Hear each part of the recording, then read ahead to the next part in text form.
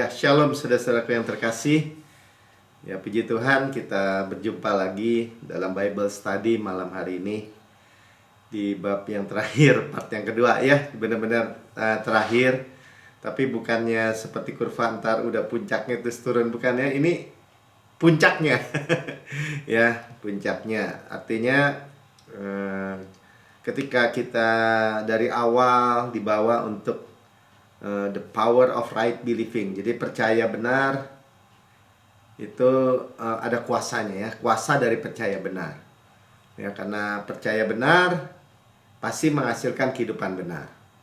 Percaya salah ya kehidupannya salah. Dan ini yang membuat orang terikat dengan ketakutan, rasa bersalah, dan siklus kekalahan atau adiktif yang buruk ya, misalnya narkoba, pornografi, atau hal yang buruk. Ya, kalau pikirannya benar, ya atau percayanya yang tepat, percayanya benar, kehidupannya benar. Ya, saya ketemu orang kemarin pas baru kenalan, dia orang Kristen.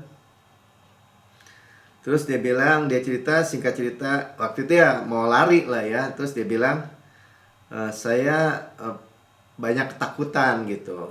Terus tanya kenapa? Ya sampai fear-nya itu sampai rasanya udah posisi udah ke dokter lah gitu. Jadi saya penasaran juga nih ketemu orang ini ya. Jadi penasaran maksudnya gini. Saya tanya itu mulanya dari mana? Saya pikir dari kecil, saudara. Bukan. Ya, jadi orang ternyata memiliki pikiran negatif atau disebut apa ya, overthinking tuh ya kalau bahasa kerennya. Jadi pikiran negatif yang over gitu, apa-apa dia pikir. Ya. Ternyata dia bilang dari baca artikel, saudara. Ya, artikel kesehatan. Dia nggak sebut apa. Tapi dia baca begitu banyak artikel-artikel karena zaman sekarang kan banyak. Kita tinggal buka googling, mungkin buka komputer, internet. Dan itu masuk. Yang faktanya dia tadinya nggak kenapa-napa, sekarang jadi kayak kalau di gelas tuh, kalau air tuh kotor, terus kalau mengendap juga endapannya di situ, nggak kemana-mana. Pikiran yang negatif. Ya karena dia orang Kristen, saya cuma bilang gini, kamu pasti punya kan ayat Alkitab yang setidaknya yang kamu hafal gitu. Oh iya ada Pak. Ayat apa saya bilang, dia sebut ya Filipi 4 ayat 7 kalau nggak salah ya. Dia bilang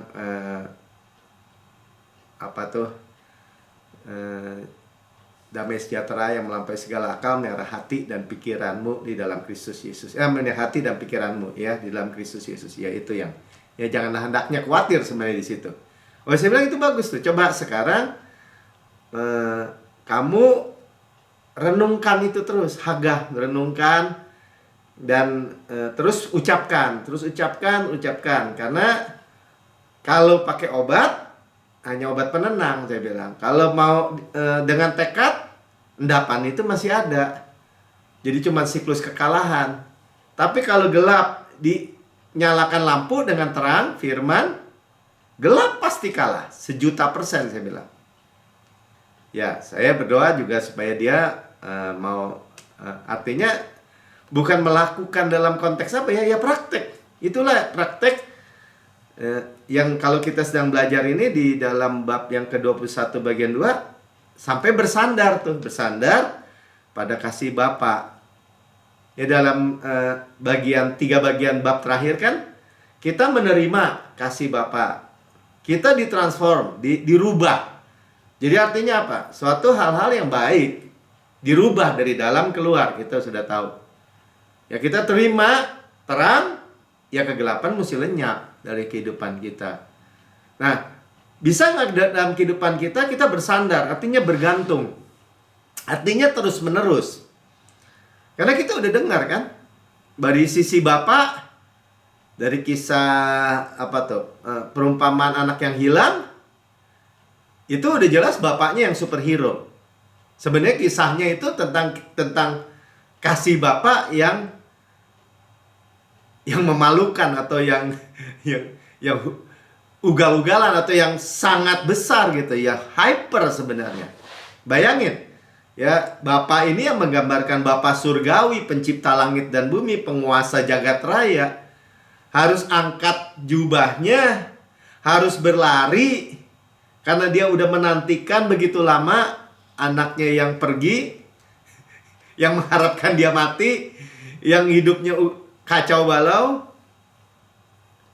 dan memeluknya gitu. Menciumnya bahkan berulang-ulang. Itu udah skandal, saudara. Jadi kalau orang lihat, misalnya tetangganya lihat orang Yahudi dalam budaya Yahudi, itu skandal, memalukan. Ya jadi kita nih sampai titik melihat, masa sih Tuhan mau sampai ditelanjangin gitu di kayu salib. Nah, itu udah nextnya lagi kan. Terus dia mencegah lagi anaknya untuk berperilaku kembali supaya dapat makan, kan dia idenya cuma dapat makan. Ya supaya layak ya kerja, jadi pegawai bapaknya gitu. Itu pun dicegah sama dia. Itulah yang sebenarnya kita dengar hari-hari ini di dalam kasih karunia Tuhan. Ya, dia mencegah dengan apa? Cepat katanya. Kasih jubah, the best robe, jubah terbaik. Sama katakan jubah terbaik. Ya, artinya jubah itu kita tahu ya kebenaran, jubah kebenaran. Dia nggak punya baju lagi, dia mungkin udah compang-camping, bau, nggak pernah mandi, nggak pernah ganti baju. Ya dikasih jubah, the best robe. Ya, jubah terbaik, yaitu apa? Mau nggak mau, kebenaran yang the best ya kebenaran Kristus, kebenaran hadiah. Cincin, artinya apa? Dia nggak perlu lagi pusing soal duit. Dengan meterai cincin bapaknya ini, dia belanja dimanapun tinggal cap aja. Dia nggak perlu minta uang. Warisan dia udah dikasih malahan segalanya. Apa yang bapak punya, dia punya. Itulah cincin. Dia dikasih kasut atau sepatu. Ya kita tahu ya, kalau hamba ya buka sepatu masuk rumah. Kalau anak pakai sepatu. Status, kedudukan. Status ya, kalau kita dengar perjanjian lama, Musa tanggalkan kasutmu. Ya, Yosua tanggalkan kasutmu karena ini tempat kudus. Di perjanjian baru, anak yang hilang dikasih kasut malah. Kenapa? Karena status kita kudus. Bukan karena kita, ya, karena darah Yesus kita udah tahu. Dan disembelih, lembu tambun, diadakan pesta. Dan bersukacita tuh Bapak. Ya, karena mendapatkan, dia bilang, dari sisi Bapak, anaknya mati, sekarang hidup. Kita harus bersukacita, pesta. Sembelih lembu tambun, gambaran apa? Gambaran Yesus. Itu kalau kita renungkan, bisa renungkan dalam seluruh kehidupan kita, betapa mewahnya seperti itu ya. Ya saya percaya dari sisi anak, si anak, ya nggak mungkin kabur lagi saudara. Mau ngapain kabur lagi? Ya dia nggak ingin lagi berbuat dosa.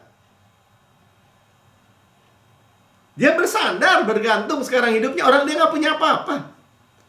Dia udah nggak punya apa-apa, orang udah habis semua. Dia udah habiskan yang dia bilang hak dia itu sebagai warisan. Dan sekarang dia dikembalikan semua hanya karena apa? Karena dia anak dan karena Bapa itu adalah kasih. Sadar saudara, kita nggak punya apa-apa. Tanpa Tuhan kita nothing. Ya, tapi kasih Bapa kita mewah. Nah itulah kalau mau dibilang problem masalahnya ketika Injil atau kabar baik kasih karunia ini diberitakan. Kamu pilih hidup sendiri di bawah hukum Taurat, di bawah tuntutan, kematian, dihukum mati karena pasti salah, orang berdosa, atau 100% ini mati, ini bangkit dengan manusia baru, ciptaan baru, terima semua dari Tuhan, mewah, supply dari surga. Dan inilah yang kita mau dengar gitu. Aman nggak Pak? Cukup kuat nggak kasih Tuhan?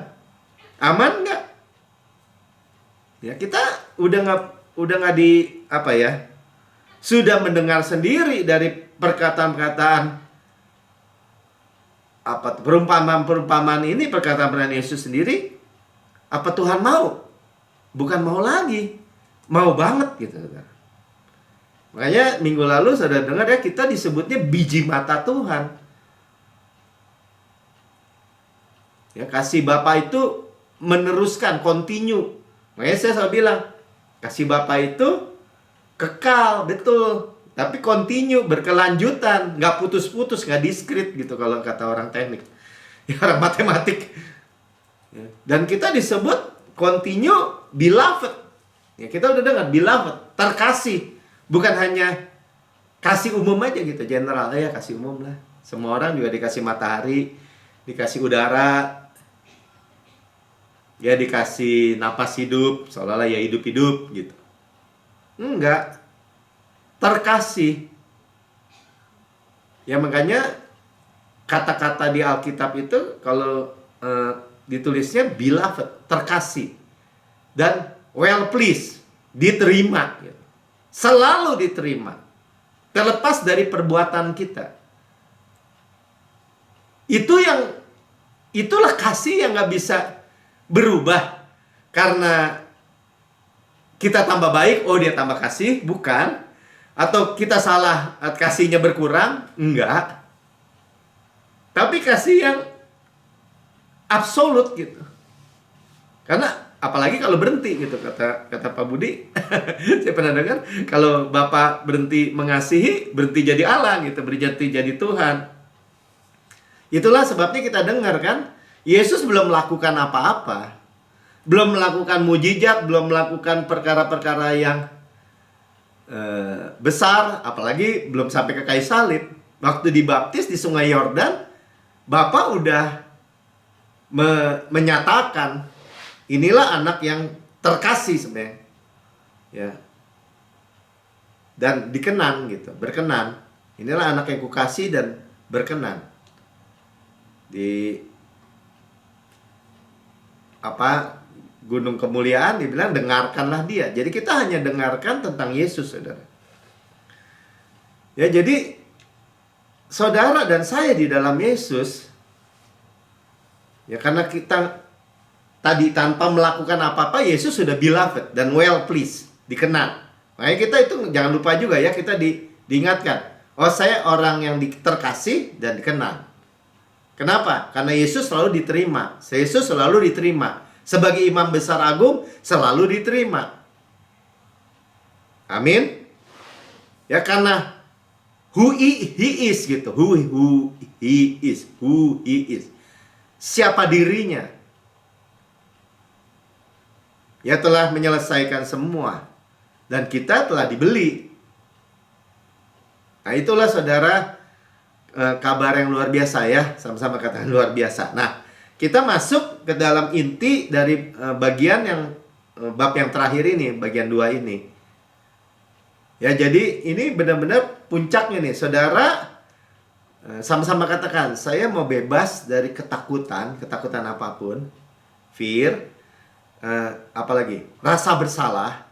Saudara jangan pernah ragu lagi bahwa rasa bersalah itu kadang-kadang ini yang meragukan gitu kan. Oh nggak bisa dong Pak, orang harus tahu dosanya, bahkan harus dikorek-korek. Bahkan kalau kita konseling orang kan dikorek-korek gitu. Kamu berdosa sih, kamu salah sih. Wah, baru nangis-nangis, keluar air hidung, air mata, mulai gini, kita bilang wah dia bertobat nih, benar asli nih, genuine nih. Nggak begitu saudara ceritanya. Kalau begitu ceritanya, ya agama-agama juga semua begitu, konselor juga begitu. Ya bukan nggak boleh nyesel, nangis gitu. Semua nyesel lah kalau udah berbuat salah. Ada Pak yang enggak Pak, itu yang udah bebal gitu. Makanya yang kayak gitu tuh harus dikasih. Enggak saudara, dia belum dengar aja tentang kasih Bapa yang luar biasa ini. Ya Yesus sebagai korban penebus rasa bersalah. Tuh, kalau di imam tuh dibagi, di imamat dibagi-bagi tuh. Korban masih binatang ya. Korban bakaran, baunya harum di hadapan Tuhan. Korban peace offering, pendamaian. Korban sajian. Korban penghapus dosa. Kelima, korban penghapus rasa bersalah. Penghapus dosa ya dosa Adam. Manusia telah berbuat dosa, semua manusia berdosa. Tapi perbuatan kita sendiri yang membuat rasa bersalah, ada korbannya juga, saudara. Belum lagi kita sudah mendengar juga misalnya korban lembu merah. Ya, yang membuat kita itu bersih dari kenajisan. Tuhan touch kita touch Tuhan, kita kudus. Wah, luar biasa, saudara. Dan itu semua di perjanjian lama adalah bayangan. Substansinya adalah Yesus. Ya, menolak kasih karunia itu menolak Tuhan. Karena Allah itu adalah kasih. Dan dia nggak bisa dibeli kasihnya. Oh, karena saya berbuat sesuatu atau tidak berbuat salah, Allah mengasihi saya. Ya, nggak begitu ceritanya. Saudara dikasih karena saudara ditebus oleh Yesus. Saudara dan saya. Bahkan sebelum ditebus ya dikasihi. Karena Allah adalah kasih. Makanya diberikan penebus, pendamai. Itu emang kehabisan kata-kata kita. Tapi kita menerimanya. Jangan goyah di situ. Amin. Ya, jadi korbannya, Yesusnya, kalau kita menolak itu, ya mungkin orang merasa, ya saya harus rendah hati nih, nggak layak gitu ya, nolak-nolak gitu. Itu bukan di alam, saudara, salah besar. Nah, kita baca ya, lebih lanjut lagi, lebih dalam lagi, Efesus 1 ayat 6, supaya terpujilah kasih karunia-Nya yang mulia nih ya, yang dikaruniakan kepada kita. Jadi kasih karunia itu glory, mulia. Saudara nggak bisa terima kasih karunia second best gitu, KW. Nggak bisa, saudara. Ya udah terima dari Tuhan, pasti mulia. Yang dikaruniakannya kepada kita di dalam Dia yang dikasihinya. Tuh. Jadi di dalam beloved, in the beloved, yang terkasih sebenarnya. Di dalam Yesus, in the beloved, tuh bahasa Inggrisnya jelas ya. Kita accepted. Nah, accepted itu bahasa Yunaninya charito. Nah, ini bagian, jadi kita mesti menyadari kita ini charito. Charito itu artinya disukai, favored. Disukai sangat tinggi. Nah, itu. Ya, sangat disukai, highly favored kalau bahasa Inggrisnya. Accepted, highly favored, disukai sangat tinggi. Bahasa Indonesianya. Nah, kalau dari terjemahan sarjana Yunani Thayer ya, Thayer itu menerjemahkan charito itu, makanya kita sering ngomong ya, saya sangat besar diberkati, sangat tinggi disukai, sangat dalam dikasih. Nah, itu charito itu. Greatly blessed, highly favored, deeply loved. Kita ucapkan sama-sama ya, kita deklarasikan nih. Dan kita percaya setelah ini dan berikutnya hidup kita tidak ada lagi ketakutan,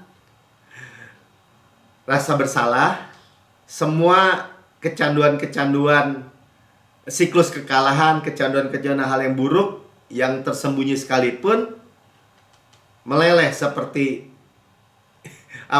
mentega di tengah panas terik. Hilang lenyap. Hilang lenyap, saudara. Sama-sama katakan, saya sangat besar diberkati, sangat tinggi disukai, sangat dalam dikasihi. Tadi kan, in the beloved, di dalam Kristus, yang dikasih itu. Itulah accepted, itulah charito, bahasa Yunaninya.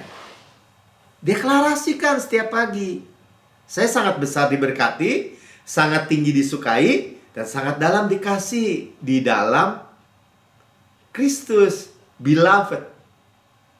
Saya terkasih dan dikenan. Saudara, dengan begitu simpel, kehidupan saudara dan saya itu berubah 180 derajat gitu, kalau dari gelap ke dalam terang gitu. Ya karena kita memiliki Bapa yang di surga yang begitu. Ya, kita nih di dunia ini nggak ditinggalkan sendiri. Jadi kita sadar ya, kita nggak ditinggalkan. Dia mengasihi kita, dia memelihara kita, dia melindungi kita. Sekali lagi, karena kita sangat besar diberkati, sangat tinggi disukai, dan sangat dalam dikasihi di dalam Kristus. Amin. Sudah bayangkan, renungkan. Ayat ini mengatakan seperti itu. Renungin aja gitu. Inilah kasih karunia yang tersedia buat saudara dan saya. Inilah kekayaan, betapa lebar, panjang, tinggi dalamnya kasih Bapa saudara. Inilah memang kasih yang tadi kita udah belajar tuh dari perumpamaan anak yang hilang. Skandal gitu, ugal-ugalan nih Tuhan nih. Makanya kita nggak perlu merasa terhina kalau orang bilang hyper grace tuh hyper grace. Saudara, saya selalu bilang, orang yang bilang hyper grace itu dalam konteks ini ya, dalam konteks mencela gitu atau nyindir gitu atau apa ya. Biasanya bilang hyper grace itu overdosis tuh katanya, overdosis. Nah, dalam konteks mau ngata-ngatain lah. Saya bilang, ya balik aja. Menurut kamu, Tuhan itu mengasihi kamu sebesar apa? Setinggi apa lah? Kalau gampang kan ada ukurannya tinggi. Ya tinggi sekali, sampai awan. Oh lebih tinggi, sampai bintang. Iya, sampai bintang. Masih lebih tinggi lagi tuh. Saudara mengerti?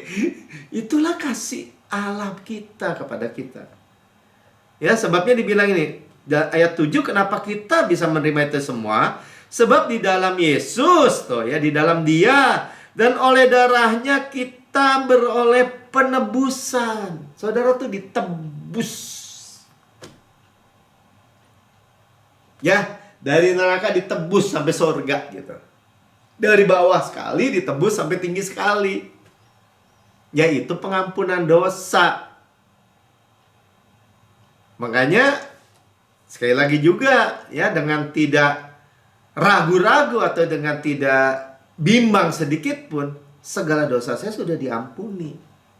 Bukan karena saya baik, saudara, sekali lagi. Karena tadi darahnya aja tuh. Darahnya kekal. Darahnya anak domba Allah yang menghapus dosa dunia. Makanya pengampunan dosa kita, kalau orang bilang gini, ya tapi nggak bisa dong Pak, yang masa depan. Yang kemarin aja, sampai hari ini. Terus, yang masa depan, ya harus usahain sendiri. Caranya, ya harus tahu salah, minta ampun, baru diampuni. Ya kalau nggak tahu salah gimana? Tekor gitu. Maksudnya gini ya, kalau orang itu ya harus kita dengan fair. Dosa itu kalau diampuni, kalau diakui. Ya kalau sebelum diakui, ya perlu tahu dong. Padahal dari hukum peraturan itu ada 10 perintah Allah dan 613 hukum, aturan, peraturan, ketetapan di bawahnya. Dan kalau ujian, kalau ulangan, syaratnya gini nih, salah satu, salah semua. Jadi dari 613 hukum, aturan, peraturan yang dilanggar, satu aja itu udah salah semua, 0 udah. Nah kalau saudara tahu aja nggak pernah, ya kayak teman saya bilang, wah ada 7 syarat Melki masuk surga, baru 7 nih, dia nggak tahu dari mana. Ya Pak, tolong sebut deh Pak, kasih tahu dong sama teman. Kalau ada 7 syarat, syaratnya apa aja? Oh, 1 harus apa dia bilang, menginjil, harus masuk menara doa, harus persepuluhan misalnya bilang. Terus dia diam aja. Kok diam Pak? Lupa saya Mel. Ya, padahal tadi Bapak bilang Satu masuk surga, 1000 masuk neraka. Satu masuk surga, 1000 masuk neraka. Bandingannya gitu. Bapak mah bagian yang neraka dong. Kenapa? Apal aja enggak. Jadi kadang-kadang orang tuh, menurut saya ya, ngerti nggak yang dia percaya gitu, yang dia jadiin syarat itu gitu. Ngerti nggak? Kalau memang nih keselamatan kita satu-satunya ini nggak boleh ada dosa dan harus diakui, ya pelajari baik-baik itu 613 aturan peraturan, jangan salah. Karena kalau salah satu, salah semua, tekor. Terus ngarepin sorga, ya nggak ada yang masuk, saudara. Makanya kita beroleh penebusan, yaitu pengampunan dosa menurut pengakuan dosa kita, bukan menurut kekayaan kasih karunia-Nya. Sama-sama katakan, menurut kekayaan kasih karunia-Nya. Makanya kita belajar nih, kasihnya Bapak kita ini berapa kayanya sih? Yang benernya tuh gimana sih? Bener kan Melki? Saya ini udah terlalu salah nih, terlalu banyak dosa nih, terlalu banyak kegagalan. Emang Bapak masih terima? Makanya dikasih tahu yang kayak begini. Ya luar biasa ya. Kita mau baca kesaksian lah. Ya bagaimana dari buku ini. Saya bacain kesaksian. Ini jadi peristiwa benar ya. Kasihnya membawa perubahan. Saya menyukai kisah ucapan syukur sepenuh hati dari Gina. Namanya Gina, dari Amerika ya, Maryland. Nah, Pendeta Prince yang terkasih, saya sudah menjadi seorang Kristen selama hampir 34 tahun. Ya, jadi orang Kristen 34 tahun. Sejak mengenal pengajaran-pengajaran Anda, saya merasa bagaikan terbebas dari penjara legalisme Kristen. Penjara, dia bilang ya, peraturan dan daftar hal yang harus saya perbuat untuk membuat Tuhan membantu dan memberkati saya. Bersyarat. Yang saya rasakan selama hampir 34 tahun ini. Sebelum mendengar Injil kasih karunia, saya merasa ingin menyerah sebagai orang Kristen. Jadi kalau memang serius, ya harus lakukan. Tapi anehnya, orang ngomong yang kayak gitu, kadang-kadang saya juga ketemu teman saya. Di penjara aja dia masih ngomong, harus benar, kalau nggak Tuhan nolak. Ya gimana? Kamu aja di penjara sekarang, ya kan? Ya, saya masih percaya bahwa saya akan masuk surga, tapi saya rasa sulit sekali. Bahkan saya tidak pernah berdoa lagi karena saya merasa saya memiliki begitu banyak masalah, sehingga saya tidak mungkin dapat berdoa dengan benar. Jadi mengapa harus bersusah-susah? Maksudnya ya, saya tidak suka membaca Alkitab karena bagi saya membaca Alkitab hanya mengingatkan saya seluruh perbuatan saya yang salah dan perbuatan yang harus saya lakukan kalau saya menginginkan pertolongan Tuhan. Ya. Namun kini saya menyukai firman Tuhan karena saya memandangnya sebagai surat cinta dari Tuhan daripada sekedar buku peraturan yang sulit saya jalani. Bukan sulit ya, mustahil. Saya pun senang mendengarkan khotbah Anda dan merasa bagaikan mendapat makanan sehat yang setelah menghabiskan 34 tahun makan junk food. Makanan junk food apa ya? makanan yang gak sehat. Saya menyimak khotbah-khotbah Anda berulang kali, mendengar ya. Saya mendapatkan diri menghabiskan lebih banyak waktu membaca firman Tuhan, karena itu sesungguhnya adalah kabar baik yang saya dengarkan. Saya ingin mengetahui lebih banyak tentang Tuhan yang real, yang nyata. Jadi saya bilang, kalau mendengar kasih karunia itu, makin gak berdoa, gak baca Alkitab, makin baca tapi melihat surat cinta. Untuk pertama kali dalam hidup saya, anak-anak saya yang berusia 20 tahunan tertarik kepada Tuhan juga. Kami semua membaca Destined to Reign, buku ya, dan terus mendengarkan ajaran-ajaran pelayanan Anda. Belum lama ini saya memikirkan tentang Tuhan. Kini saya kenal sebagai Aba, Bapa, dan saya merasa dipenuhi dengan kasih-Nya bagi saya. Saya mulai mengatakan, aku mengasihi engkau. Ya, kenapa? Karena kasih Bapa dulu ya. Tiba-tiba saya menyadari bahwa 3 kata tadi tidak cukup untuk mengungkapkan kasih yang saya rasakan kepadanya. 3 kata tadi tidak cukup. I love you, ya. Kadang saya merasa hati saya akan meledak karena kasih yang saya rasakan untuk dia, karena akhirnya saya percaya ia merasakan hal yang sama tentang saya. Lebih dari itu, hal-hal yang saya coba hilangkan selama bertahun-tahun, besar ya, kini mulai memudar ketika saya bersandar kepada Tuhan dan mengetahui bahwa ia akan terus mengasihi saya apapun yang terjadi. Luar biasa ya. Siapa sangka tidak mencoba berbuat baik akan membawa perubahan hati dan kemudian mengubah saya dari luar pula. Artinya dari dalam keluar. Saya baru menyadari bahwa sesungguhnya semua ini telah tersedia bagi saya. Telah tersedia. Saya sangat bahagia sekarang. Ya, saya masih memiliki tantangan, tetapi segalanya nampak berbeda saat Anda tahu bahwa Tuhan tidak hanya mampu menyelesaikannya, namun Ia mau menyelesaikannya ketika Anda bersandar dan membiarkan Dia menjadi Bapa, ya, Aba kita, Bapa kita dalam hidup kita. Saya sangat berterima kasih untuk pelayanan Anda dan katahan Anda kepada Tuhan dalam membawa firman Tuhan yang mengubah kehidupan kami, putra-putrinya. Saya telah diubahkan dan saya menceritakan kepada semua orang tentang Injil kasih karunia yang Anda khotbahkan. Tuhan begitu luar biasa dan saya menantikan 70 tahun berikutnya dalam hidup ini dengan melangkah di dalam kasih karunia-Nya dan berbagi kepada semua orang lain. Ya, artinya dia mau hidup lebih banyak ya.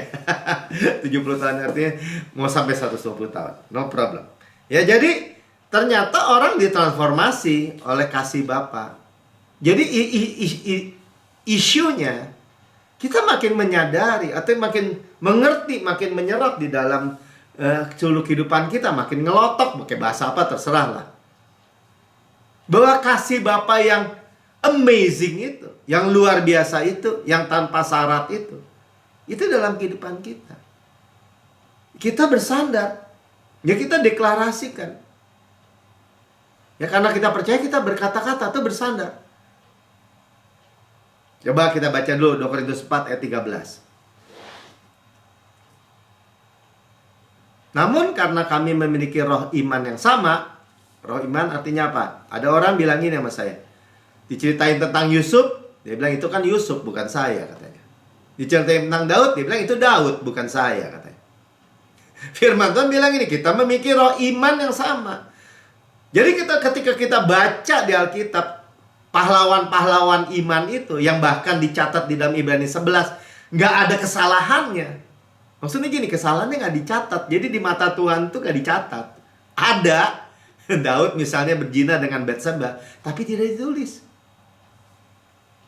Seperti ada tertulis, aku percaya, sebab itu aku berkata-kata. Deklarasikan, saya adalah kebenaran Tuhan dalam Kristus, misalnya. Sama-sama ya, kita di bagian terakhir banyak deklarasi aja. Ya kita langsung aja praktek bersandar.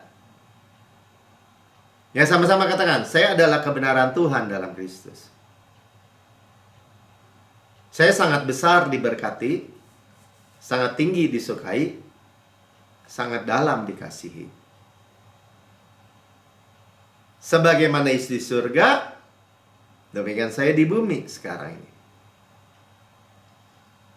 Saya menerima kelimpahan kasih karunia dan kebenaran hadiah. Saya berkuasa dalam hidup. Saya menerima segala berkat Abraham di dalam Kristus. Coba tebak. Kita deklarasikan, karena kita percaya, kita berkata-kata, akan jadi seperti apa kita?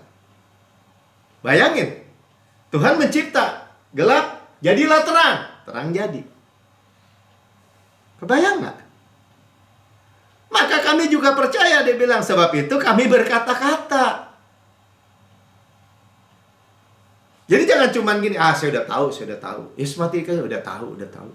Banyak kan orang gitu juga. Nggak mau, dibilang, enggak, renungkan, Haga. Haga itu kita ucapkan. Ya kadang di bawah lidah kita aja gitu. Christ is my wisdom. Kristus hikmat saya. Ya. Christ is my strength, Kristus kekuatan saya. Christ is my healthy, Kristus kesehatan saya. Pak, saya punya masalah Pak, bergumul nih soal perzinahan, percabulan misalnya. Atau narkoba, siklus kayak gitu. Rokok misalnya. Ya bilang dong, Christ is my holiness, Christ is my sanctification. Tapi Pak, diajarin di gereja Pak, harus menguduskan diri Pak. Firmannya bilang apa? Kristus adalah kekudusan saya. Itu teori Pak. Emangnya kalau cuma ngomong-ngomong gitu, kita jadi baik gitu, jadi bener gitu? Ya itu kan curiga sama Tuhan. Belum dicoba aja udah curiga. Kan kita baca hari Minggu lalu. Kristus bagi kita adalah hikmat, kebenaran, kekudusan, penebusan. Ya berarti saya boleh ngomong dong. Kristus adalah kekudusan saya. Misalnya. Jalan, kebenaran, dan hidup. Pak, saya perlu yang lain, Pak. Saya perlu jantung saya ini sehat nih. Great I am, bahkan Tuhan bilang, saya adalah segalanya. I am that I am, great I am. Saya memiliki jantung Kristus. Itu namanya bersandar, saudara. Kenapa Pak Melki kok itu bersandar? Orang bilang, udah umur 60 loh, jaga jantung lo, periksa lo, sering-sering periksa lo. Ya bukan gak boleh, saudara. Mau periksa, mau apa, terserah lah. Tapi jangan bergantung, jangan bersandar sama kata dokter. Jadi, efektif gitu. Tak teori doang, orang kecewa, Mel. Pak Melki kecewa. Percaya gitu, saya udah ngomong. Ada orang gitu kan?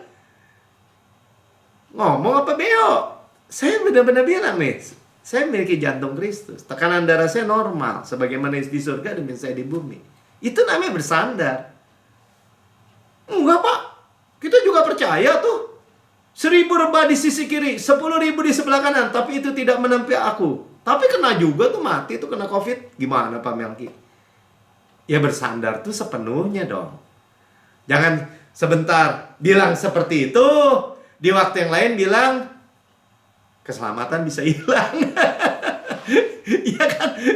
Iblis bilang ya, kamu yang ngomong ya, keselamatan kamu bisa hilang. Berarti saya bisa ambil. Ya kan Pak Melki, keselamatan bisa hilang? Nggak bisa, saudara. Karena apa tadi? Karena penebusan darahnya kekal. Tapi kan ada yang murtad. Ya baca lagi. Yang murtad itu baru mengecap, belum nelen. Belum dimakan Yesusnya. Itu juga orang Ibrani. Balik lagi ke temple sacrifice. Ke korban binatang kaki 4. Padahal diceritakan oleh Paulus, korban anak domba Allah yang menghapus dosa dunia. Jadi penting dong ya, percaya benar ya. Penting saudara. Percaya absolut mutlak. Itu esensi. Jangan salib kita udah dipikul Yesus, udah 100% dipikul Yesus. Yesus bilang sempurna, sempurna, sempurna. Dengar ngomong, harus pikul salib. Orang Kristen harus pikul salib. Amin. Sudah bilangin, amin. Kita pikir di alam sama Tuhan gitu. Wah ini keren nih, mau pikul salib. Tuhan Yesus di surga garuk-garuk kalau saya jadi Tuhan Yesus. Ini gimana sih? Saya sempurna sudah memikul salib. Ya mana ayatnya Pak? Baca aja misalnya Galatia 2 ayat 19 bagian B. Kamu telah turut disalibkan bersama Kristus. Roma 6 ayat 6. Saudara, banyak gak orang yang menentang saya ngomong begini? Banyak. Pendeta nentang. Kenapa? Karena dia mau kontrol itu jemaatnya, kendalikan. Sorry to say deh. Ya, jadi pengampunan dosa menurut kekayaan. Karunia-Nya itulah melekat. Ya praktis ya. Melekat itu benar-benar praktis. Ya datang ke tahta kasih karunia dengan apa? Dengan tanpa takut. Kan ini undangan. Mari datang katanya. Mana tuh? Oh, kita baca dulu. Tadi ada yang kelewat ya, Lukas 1 ayat 28 ya. Kan tadi dibilang kita ini accepted ya. Seperti Maria nih, ketika malaikat masuk ke rumah Maria, ia berkata, "Salam, hai engkau yang dikaruniai." Carito tuh. yang accepted, yang diterima. Sangat besar diberkati, sangat tinggi disukai, sangat dalam dikasih. Jangan lupa tuh, sangat besar. Bukan sekedar diberkati, besar. Bukan sekedar disukai atau favored. Favored kan favorit tuh. Sangat tinggi. Bukan sekedar dikasih, sangat dalam. Sampai begitu. Ukurannya seberapa? Ya segini, kata Tuhan Yesus di kayu salib. Dan Tuhan menyertai gitu ya. Jadi kita terima pertolongan pada waktunya, sekalipun kita masih melihat hal-hal yang nggak baik ya sekitar kita. Ya, jadi percaya berkata-kata, saudara, itu bergantung ya. Ibrani 4 ayat 16. Sebab itu marilah kita ya. Jadi marilah itu undangan ya. Marilah kita dengan penuh keberanian, boldness. Artinya gini, tapi bahkan kita nggak layak, Pak. Semua orang kalau ketemu Tuhan muncul gitu, kalau kita baca di Alkitab, semuanya udah sujud gini, rata sama tanah. Kenapa? Karena tahu orang berdosa. Karena itu ayatnya bilang dengan penuh keberanian menghampiri tahta kasih karunia. Dengan sombong, Pak? Ya enggak lah. Tahta kasih karunia. Sama-sama katakan, saya datang kepada tahta kasih karunia. Penting, Pak, penting. Karena orang anggap kita akan datang ke tahta penghakiman, penghukuman. Ya kan benar, Pak. Alkitab juga bilang gitu. Harus datang semua orang, harus diadilin. Tahta pengadilan. Ya kita punya pembela di dalam Kristus. Perhitungkan semua kesalahan si Melki kepada aku, kata Yesus. Kan sudah 2000 tahun yang lalu. Makanya kita menghampiri tahta kasih karunia. Clear. Ya tapi ya itu lu aja deh. Kadang-kadang saya juga gregetan juga ya. Maaf. Ya, supaya kita menerima rahmat. Apa itu rahmat, saudara? Rahmat itu artinya gini, kita layak terima tapi kita nggak terima. Kita layak dihukum kan? Tapi kita nggak terima, kita terima rahmat tuh. Terima. Sama-sama katakan menerima. Menemukan kasih karunia, artinya menerima kasih karunia juga. Kasih karunia ini apa artinya, Pak? Kita nggak layak, tapi kita diberikan. Tadi kita layak, kita nggak terima. Sekarang kita nggak layak, berkat Abraham. Mana kita layak? Kita bukan orang Israel juga bukan. Tapi di dalam Kristus kita terima. Tuhan ada gembala kita, takkan kekurangan kita. Kita terima tuh. Menemukan itu kita. Makanya harus tahu, temukan. Apa aja sih janji Tuhan dalam kehidupan kita? Dan jangan mau dibohong-bohongin sama iblis dong. Oh, bersyarat. Kamu harus doa puasa dulu baru dapet. Harus pelintir tangan Tuhan dulu. Enggak begitu ceritanya. Kasih karunia gratis cuma-cuma untuk mendapat pertolongan kita pada waktunya. Ada waktu, Pak. Ya tetap tahu, udah dipelihara kan, kita udah tahu. Lama, Pak? Ya lama juga dipelihara. Luar biasa ya Tuhan ya. Ya, jadi Tuhan itu tetap mengasihi kita apapun yang terjadi. Itulah tahta kasih karunia. Perubahan dari dalam. Ya, kasih Bapa itu bersinar, itu kegelapan lenyap.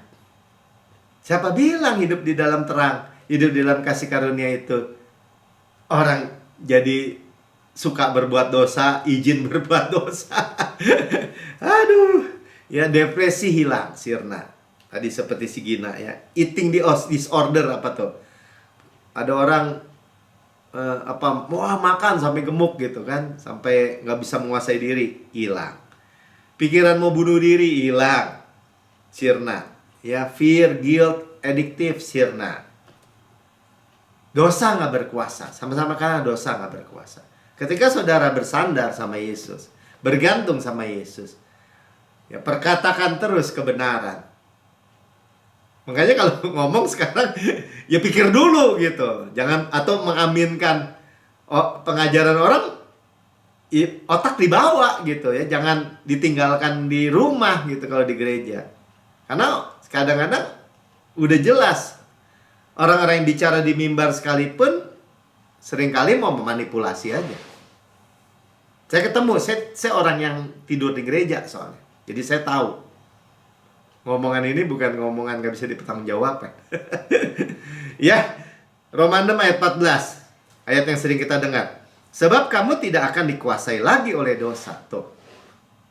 Tidak akan dikuasai lagi oleh dosa. Atau tidak, dosa tidak berkuasa lagi.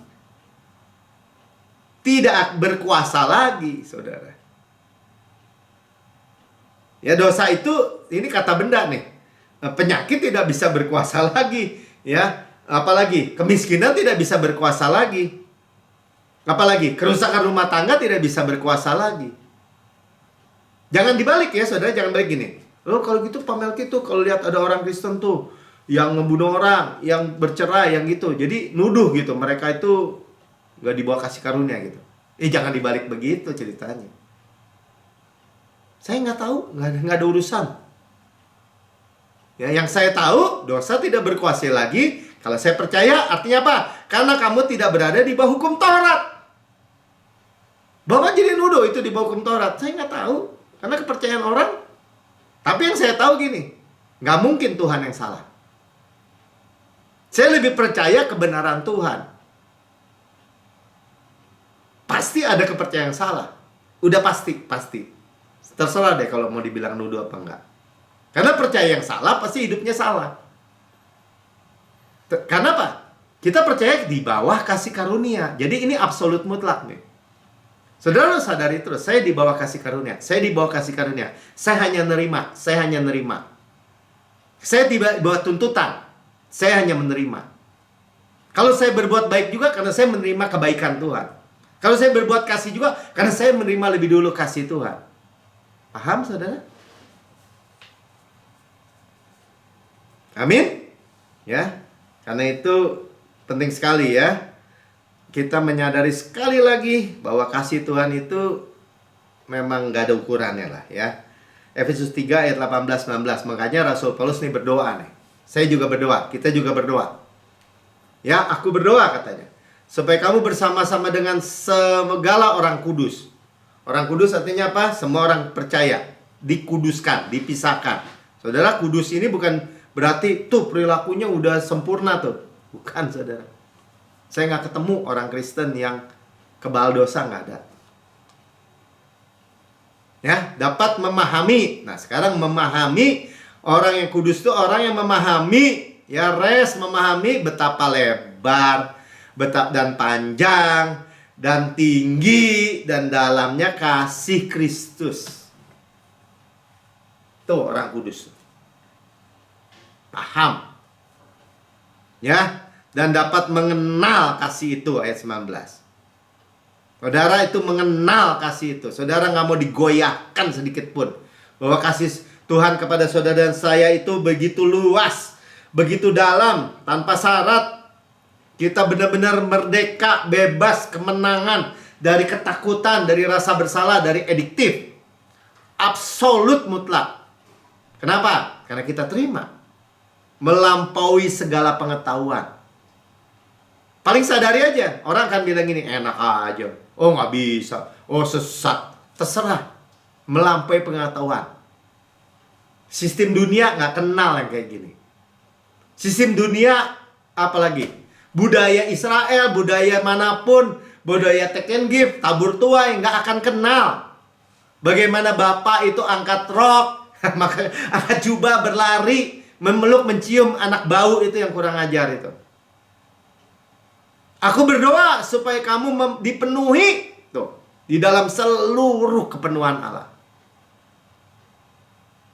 Allah adalah kasih. Saudara dipenuhi kasih Bapak. Ya, penuh melampaui segala akal. Jadi jangan pakai otak yang segede bapau gini. Paling kita, Tuhan saya nggak ngerti Tuhan. Tapi saya terima, saya percaya. Saya terima kasih-Mu Bapak. Ya, saudara yang mendengar di rekaman YouTube, saudara mendengar kasih yang luar biasa memang ya. Saudara bisa ikuti aja itu yang rekaman-rekaman sebelumnya semua tentang kasih Bapak. Ya, ada 6 seri hari Jumat. Mundur lagi, dengerin terus bolak-balik nggak masalah. Dan saudara dalam kehidupan ini ya tinggal bersandar. Bersandar aja terus. Bersandarnya apa? Terus menerus continue. Karena dia tidak akan berhenti mengasihi saudara. Dengan ekstrim kasihnya. Nggak on off. Ya saudara, tapi saudara berkata saya belum pernah mendengar atau menerima Yesus sebagai Tuhan dan Juru Selamat pribadi. Ini waktunya saudara. Ikuti saya berdoa. Ikuti dengan tulus hati ya. Katakan gini, Tuhan Yesus yang Maha Mulia, saya menerima Engkau sebagai Tuhan dan Juru Selamat pribadi saya. Dengan mulut saya mengaku, dengan hati saya percaya bahwa Engkau telah mati buat saya, dibangkitkan karena pembenaran saya, naik ke surga, duduk di sebelah kanan Allah Bapa, dan mendudukkan saya bersama-sama dengan Engkau di surga. Surga adalah rumah saya. Saya adalah anak yang terkasih dan diterima. Terima kasih Tuhan Yesus. Saya percaya, karena itu saya berkata-kata di dalam nama Tuhan Yesus. Amin.